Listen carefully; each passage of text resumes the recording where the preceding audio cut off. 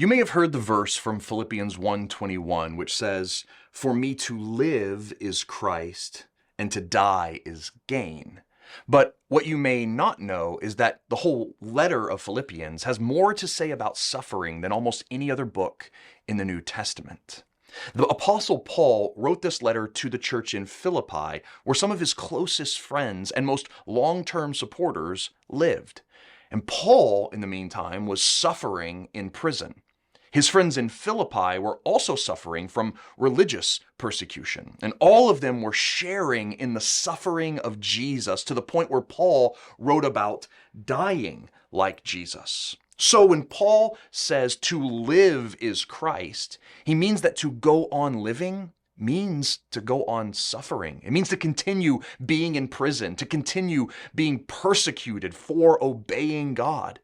That's why he says living is being like Christ, because Christ suffered for his obedience to God's will as well. Yet, Paul knows suffering is his and the Philippians' future. They will both go on living and suffering in the same way Jesus did. Just as Jesus' suffering brought life to the whole world, surprisingly, their suffering will bring life to those around them. But Paul also says to die is gain.